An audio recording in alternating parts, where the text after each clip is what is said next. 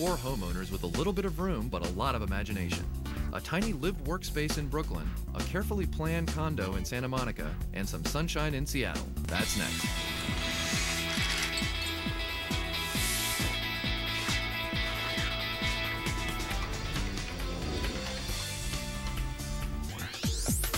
Coming up on Small Space, Big Style, Color Clash in Brooklyn. The challenge for me actually was to convince Jili that orange was the color to go. I was a bit opposed to it. There was a time when artists moved to Williamsburg, Brooklyn to get more space for their money. Now rents are at a premium, so many newcomers go small. Hi, I'm Jili. And I'm Hakarl. And we're in Williamsburg, Brooklyn. So come in and check out our small space. Hakarl and Jili filled their one-bedroom apartment with bold colors and great finds. When we were looking for a new space, I was really craving like some vibrancy and some sunlight. When we moved in, it was basically a white box. First thing we did was actually just splash some colors on the wall. The entrance took like 5 coats until we found the perfect red. We have this great shell lamp that whenever you pass by, the wind actually creates this great sound. Natural and artificial light both play into the design of the living room. And basically, what is our living room is just like one wall in our apartment that we try to set aside from the rest of the space. The challenge for me actually was to convince Jili that orange was the color to go. I was a bit opposed to it. I think what really makes the space work is the total lack of blue as a complementary color. We try to make the orange wall the focal point by just like putting up the molding to give you a little bit of like an old world feel to it, but then contradict that with a really vibrant color that also mirrors the sunlight coming in. So depending on the time of the day, it really changes its mood. I love that they painted their living room that wonderful bright color. All of that molding, though, would really pop if they painted it black or white. It's too special of a detail to go unnoticed.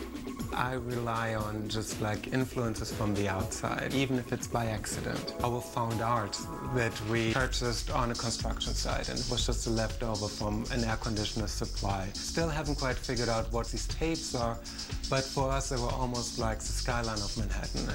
This is the things that we really treasured. Also, we have quite a lot of lamps. Everything is on a timer, so at 5 o'clock the light dims in. It gives you the feeling that someone has already been in your space when you come home and just like made it comfortable for you. And I kind of get a kick out of that. Hakarl and Jili planned to paint stripes on the wall to define a dining area within the larger room. We gather here in our dining room area for parties, and in the morning we enjoy sitting having breakfast. The light from outside filters in. The renovation that I liked was the wallpaper that we created. When people walk in, they don't notice that it's tape. Once we applied the tape, we realized that the tape worked really well with the artwork, so we just decided to leave it. We were looking for something that would unify the space, and we found this mid-century design storage shelving unit. I mean, the great thing about it is its versatility, that you can actually arrange all these components on different levels. And one of the big perks that comes with original mid-century soundtrack.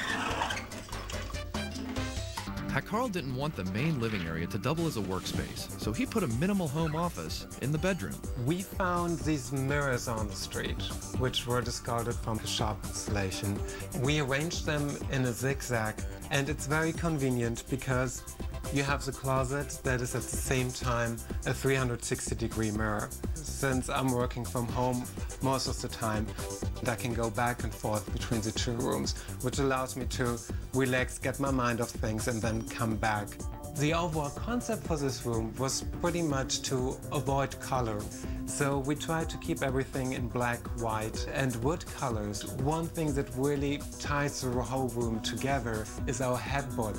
And this headboard is just a poster trimmed to accommodate the wall. I think the big black impact of it always makes it look like a hole, which really pushes the borders of this room and just makes it look larger. Another great alternative to painting or wallpapering is super graphics. You can get them online and they adhere to the wall within minutes, and you create a really dynamic environment.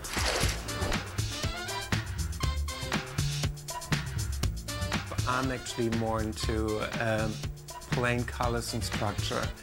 And Jili's bringing in the patterns and the flowers.